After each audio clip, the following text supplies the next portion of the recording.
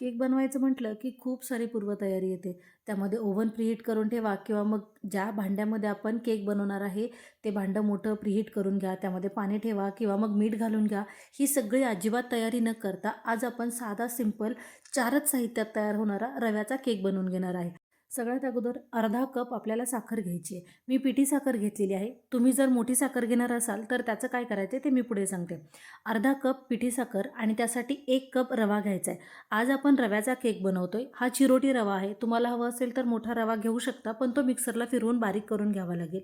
म्हणून मग मी या ठिकाणी चिरोटी रवा वापरला आहे. आता घ्यायचं आहे 1 कप गरम दूध. जर दूध तुम्ही गरम घेतलं तर तुमचा रवा पटकन भिजला जातो, जास्त वेळ लागत नाही. आणि जर तुम्ही साखर मोठी वाढली घेतली म्हणजे पिठी साखर करून नाही घेतलीत, तर मग गरम दुधामध्ये तुम्हाला अर्धा कप साखर मेल्ट करून घ्यायची आहे. 1 कप रवा, 1 कप दूध आणि अर्धा कप पिठी साखर या 3 साहित्याचा आत्ता आपण मिश्रण करून घेणार आहे. एक साधं बॅटर तयार करून घेणार आहे, ज्यापासून आपल्याला सुंदर असा केक तयार करायचा आहे. खूप टेस्टी होतो. शिवाय आपण मैदा वापरलेला नाही आहे, त्यामुळे हा केक खूप जास्त हेल्दी आहे. आणि हो, तुम्हाला जर गुळाचा केक हवा असेल म्हणजे गूळ घालून केलेला केक हवा असेल तर ते मला कमेंट करून सांगा. मी त्याचीही रेसिपी तुमच्यासोबत नक्की शेअर करेल. सगळ्यात अगोदर आपण हे सगळं साहित्य छान मिक्स करून घ्यायचे. वरती कडेला जो रवा आहे ना तो छान काढून घ्यायचा आहे. तो खाली मिश्रणामध्ये ठेवायचा आहे. झाकण ठेवायचे आणि बारीक रवा असल्यामुळे पुढच्या 20 मिनिटासाठी हा रवा छान भिजवून घ्यायचा आहे. तोपर्यंत आपण थोडीशी तयारी करून घेऊ. मी हा पॅनमध्ये केक करत आहे, त्यामुळे पॅनमध्ये मी बटर पेपर घालून घेतलेला आहे. जर तुमच्याकडे बटर पेपर नसेल तर काही प्रॉब्लेम नाही आहे.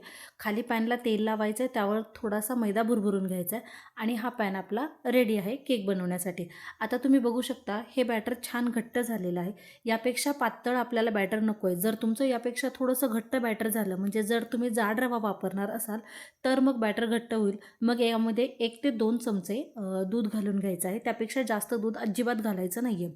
केकला मस्त असा व्हॅनिला फ्लेवर यावा म्हणून मग यामध्ये मी 1 चमचा व्हॅनिला इसेन्स घालून घेतलेला आहे. तुम्हाला जर नसेल वापरायचा व्हॅनिला इसेन्स तर यामध्ये तुम्ही विलायचीची पूड घालून घ्यायची. तीसुद्धा खूप छान लागते चवीला. पण श्रावणीला व्हॅनिला केक जास्त आवडतो म्हणून मग मी यामध्ये व्हॅनिला इसेन्स घालून घेतलेला आहे. आता यामध्ये घालायची आहे 1 चमचा बेकिंग पावडर. आपण सोडा किंवा इनो अजिबात वापरलेला नाही आहे, त्यामुळे 1 चमचा आपल्याला बेकिंग पावडर घालून घ्यायची आणि त्यावर फक्त 1 चमचाभर दूध घालायचे, जेणेकरून आपली जी बेकिंग पावडर आहे ना ती छान ॲक्टिवेट होईल. हे सगळं छान मिक्स करून घ्यायचे.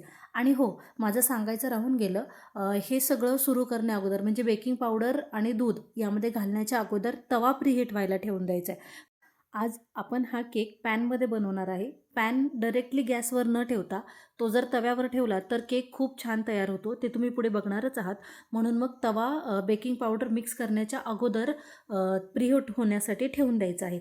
ठीक आहे. प्रीहीट झालेल्या तव्यावर आपण लगेच हे केकचं बॅटर ठेवून देणार आहे. पण त्या अगोदर यामध्ये घालायची आहे टुटी फ्रुटी. आता तुम्ही म्हणाल हा पॅन मी का आपटला? त्याच्यामध्ये जे एअर बबल्स असतात ना ते निघून जाण्यासाठी म्हणून मी पॅन 2 ते 3 वेळा टॅप करून घेतला होता. आता टुटी फ्रुटी किंवा मग तुम्ही काजू बदामाचे कापसुद्धा यावर घालून घेऊ शकता. तुम्ही जर टुटी फ्रुटी घालणार असाल तर मग टुटी फ्रुटीमध्ये जरा अर्धा चमचा मैदा घालून घ्यायचा आहे, जेणेकरून ती खाली सेटल होणार नाही. ती वरचेवर आपल्या केकवर छान दिसेल. तुम्ही नंतर बघू शकता की किती छान दिसते ती आणि तेवढीच ती चवीलाही खूप सुंदर लागते. केक बनवण्याची आपली सगळी तयारी पूर्ण झालेली आहे. आता आपला पॅन तव्यावर ठेवून द्यायचा आहे. पुढच्या 30 ते 35 मिनिटासाठी तो वाफेवर शिजू द्यायचा आहे.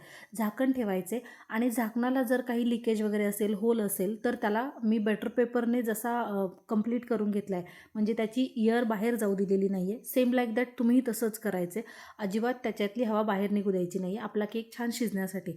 आता 35 मिनिटानंतर मी चेक केलं होतं तर किती छान सुरी बाहेर आलेली आहे, म्हणजे आपला केक कम्प्लिटली तयार झालेला आहे.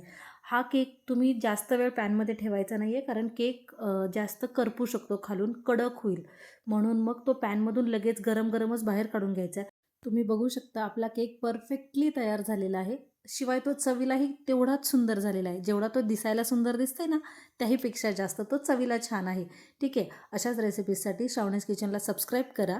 शेजारी जे बेल बटन आहे तेही प्रेस करा. व्हिडिओ आवडला असेल तर लाईक करा. तुमच्या फ्रेंड्स आणि फॅमिलीसोबतही शेअर करा. धन्यवाद.